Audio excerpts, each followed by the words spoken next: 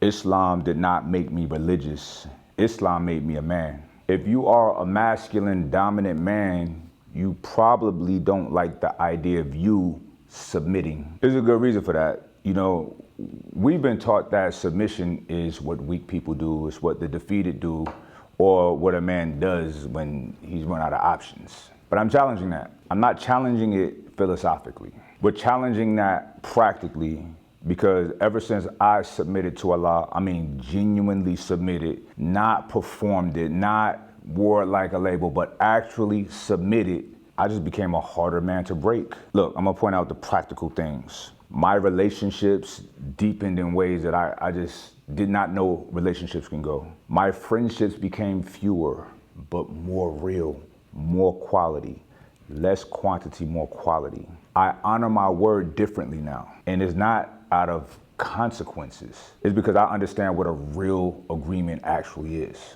With the grace of Allah, I became a better father, and still working on that, a more present man in general, and literally so many doors of opportunity have opened in places that I never even looked for. I never knocked, I never even expected, right?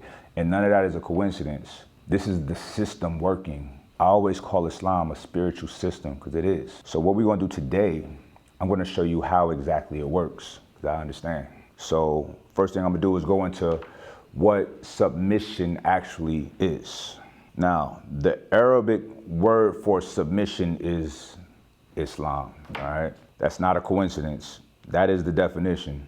That is the name of the religion, to submit. Islam means willingly surrendering to Allah. Here's what that actually means when you strip away the religious lore or packaging and look at the actual mechanics. Submission to Allah means you orient yourself towards something greater than your ego.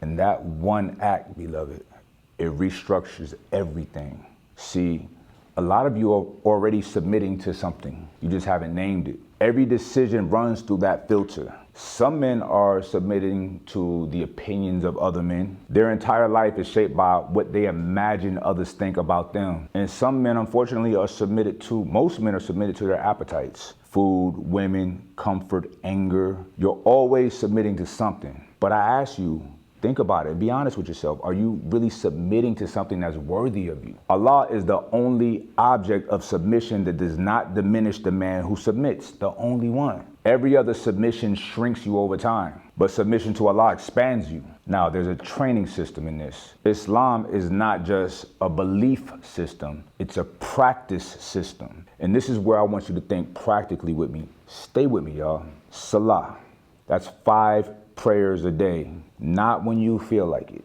not when life is good, not when you're spiritually inspired. 5 times a day, every day, on time, whether you're winning or you're losing, whether you're at peace or you're at some kind of chaos and life is not ideal at the moment, it doesn't matter. So let's look at what does that actually train. It trains the muscle of showing up when you don't feel like it. And that particular muscle is the most valuable muscle that a man can build. Because think about it, y'all. Your kids don't need you only when it's convenient for you. They need you when it's hard. And your word should always be your bond. Your word don't count only when it's easy to keep up. It counts when you are keeping it at all costs. And your word don't count when it's easy to keep. It counts when keeping it costs you something. Your character is the same with your character. I always talk about this. Character is not revealed in your best moments. It's revealed in the moments when you're tested, when every part of you wants to quit, when you want to react, when you feel violated. That's when it matters. Salah's rehearsal for all of it. 5 times a day you practice, you show up regardless. So look, here's the idea that changed how I understood this entire deen. The way that you show up for Allah is literally practice for the way you show up for everybody else. Think about it, y'all. Like, really think about it. Before Salah, you make wudu. You clean yourself, you purify yourself, you wash yourself, you prepare. You don't stumble into the presence of Allah half present, distracted, carrying noise from the rest of the day. You prepare. You set your intentions and you go. Think about what that means to come to your child the same way, to put the phone down, to clear your mind, clear the noise, right? To actually be present when you enter the room. A lot of fathers are physically present, but spiritually absent. Wudu trained me to prepare for presence, and I started doing it everywhere. When you fast in Ramadan, you're controlling the most basic human appetites, hunger and thirst. Those are very loud demands from your body. And what that's training in you is your ability to feel an urge and not obey it, right? And that ability is the foundation of every relationship that has ever survived any kind of difficulty. Because a man who cannot control his hunger cannot control his anger or his lust or anything else. The man who cannot delay gratification cannot be faithful. Listen, a man who is governed by his appetites will eventually sacrifice everything sacred to feed something temporary. Psalm teaches that you are not your urges, you're above that, and that's fasting. It teaches that there is a you that exists above them. And once you know that, the way you treat people just changes because you're no longer reacting, you are choosing. Now let's go into something that really surprised me, and it was my biggest obstacle. Still working on it. Humility. Submitting to Allah made me humble.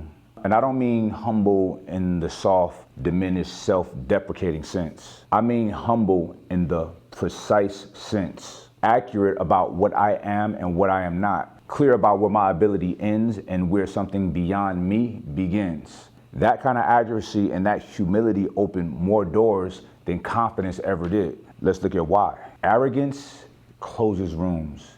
It makes people around you uncomfortable or defensive. It makes them want to see you fail. Like they pray for you to fail, right? It isolates you at the exact moment you need collaboration, counsel, and trust. Humility, on the other hand, it opens rooms. And it's not because it's weak, because it signals safety. It signals that you are not going to take everything. You're not the conqueror, right? It shows that it's space for others in your presence, that your ego is not the largest thing in the room. When I genuinely submitted to Allah, when I stopped pretending I was the architect of my own success and acknowledged where the real power came from, everything changed. Now, I can't not talk about this, but let's talk about my wife-to-be. Micah did not fall in love with a more softer Mike. She fell more in love with a man who had found his anchor. It's a difference between a man who's gentle because he has no choice, he has no edge about him, he has no danger about him, or a man who's gentle because he's chosen to be gentle. She felt that difference. Women always feel that difference. The man who has submitted to something greater than his ego has nothing to prove to her or anybody else. And a man with nothing to prove is the most stable ground a woman can stand on. And my fiance looked at me different, not with less respect, but with more. Because a man who can bow before his creator has nothing to prove to nobody. And there's nothing more magnetic than a man who has nothing to prove. Now the last thing I'm gonna get into, it's a little bit more personal, is anger. I carried anger for a very long time. And not that obvious anger, not that loud, explosive, not that, right? It's the kind that sits underneath. It starts to distort and color the way that you see everybody. It's the kind that makes you assume nothing but the worst. It's what keeps you armored when you should be open. Submission to Allah did something to that anger that nothing else touched. Not therapy, not discipline, not success. Because here's what I learned. Most of my anger was rooted in the belief that I was owed something by life, by people, by the universe. When you submit to Allah, you relinquish that claim. You're acknowledging that everything you have is risk, it's provision, it's a gift, and it's not entitlement, and you're thankful for it. And a man who's living in gratitude, like real gratitude for what has been given, he can't possibly simultaneously be enraged about what he does not have. The anger didn't disappear overnight, but submission gave me a framework that made the anger like irrational. Because I recognize and I acknowledge that I am not owed even my breath. I am not owed this day. This is a blessing. I'm not owed this health or this mind or my family or anything that I have. Every single one of them is a mercy from Allah subhanahu wa ta'ala. And when you live from that place, you just treat people different. You have a patience you didn't earn, generosity you can't fully explain, a presence that people just feel when you say a word. That is what submission actually produces. Not weakness, but a man. Submission produces men. And I want to leave y'all with this one thought. Every man is in a relationship with something greater than himself. whether he names it or not. The question is whether that relationship is making him better or making him smaller, whether it's training him towards something or just consuming him. Islam gave me a relationship with Allah that's trained me in my body, in my character, in my word, in my presence, in my love.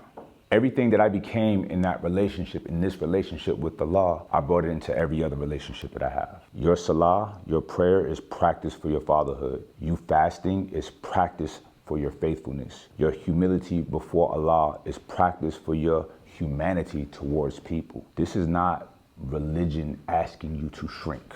This is the most sophisticated character development system there is, and it's been available to you the entire time. The only question is whether you are ready to submit, not to weakness, to the only thing worthy of a strong man's surrender. Assalamu alaikum.